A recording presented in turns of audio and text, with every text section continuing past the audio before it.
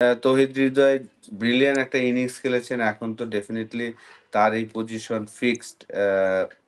হয়তোবা মধুর সমস্যায় থাকবেন ম্যানেজমেন্ট। মাহমুদুল্লাহ যদি সুস্থ হয়ে ফিরে আসেন, তখন কাকে রেস্ট দিবেন এটা আ খুবই দেখার বিষয়। আ আমার মনে হয় যে টাফ কল হবে।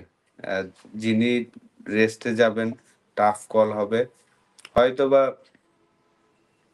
টপ অর্ডার থেকে একজন হয়তোবা রেস্টে যেতে পারেন কিনা আমি ঠিক খুবই টাফ হবে।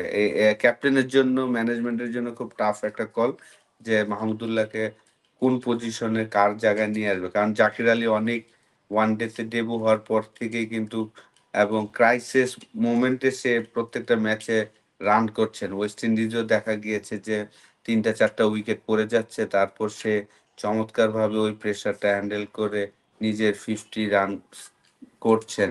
আ তো সেই জায়গায় সে চমৎকার ফর্মে আছেন। মাহমুদুল্লাহও টানা ৪ টা না ৫ টা ইনিংসে 50 করেছেন ইন্টারন্যাশনাল ক্রিকেটে লাস্ট ৪-৫ টা ইনিংস। তো সেও অসাধারণ ফর্মে আছেন, কিন্তু দুর্ভাগ্য যে আজকে সে ইনজুরির জন্য খেলতে পারেনি।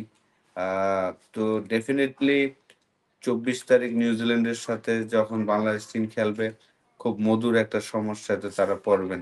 কোন প্লেয়ারকে তারা ড্রপ দিবেন। না, না, না। আসলে এখন লাইফটা প্লেয়ারদের জন্য অনেক কঠিন, অনেক সচেতন।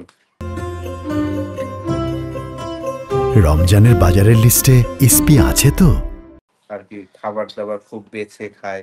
অ্যা তো আমার মনে হয় না যে পারফরম্যান্সে কারণ সেম খাবারের ওই ছবিতে কিন্তু আমরা দেখেছি যে আপনার তৌহিদ হৃদয়ও ছিল। তো তৌহিদ হৃদয় কিন্তু 100 করেছে, ঠিক না?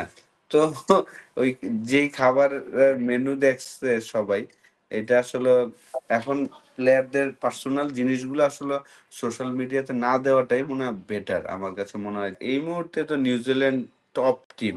নিউজিল্যান্ড অসাধারণ বোলিং এ হয়তোবা পেস ইউনিটটা একটু দুর্বল হতে পারে। কি ফর্মে আছেন সেন্টনার অসাধারণ বল করছেন। ব্যাটিংটা তাদের খুবই স্ট্রং।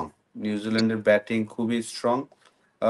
সেই জায়গায় পাকিস্তানের রিসেন্ট ২ টা পারফরম্যান্স যদি আমরা খেয়াল করি যে ট্রাই নেশনের ফাইনালে এবং ১ম ম্যাচ চ্যাম্পিয়ন্স ট্রফির ২ টা ম্যাচই তারা ভালো ক্রিকেট খেলতে পারেনি। অবশ্যই সহজ প্রতিপক্ষ আপনি যদি চিন্তা করেন নিউজিল্যান্ডের থেকে পাকিস্তানই সহজ প্রতিপক্ষ। যদিও আমরা তাদের সাথে লাস্ট ম্যাচ খেলবো। নিউজিল্যান্ডের সাথে যদি আমরা জিততে না পারি তখন আসলে আমাদের জন্য তাহলে আর সেমিফাইনাল খেলাটা হবে না। তো আমাদের নিউজিল্যান্ডের সাথে আমাদের বেস্ট ক্রিকেটটা খেলে যেভাবে হোক জয় নিয়ে আসতে হবে।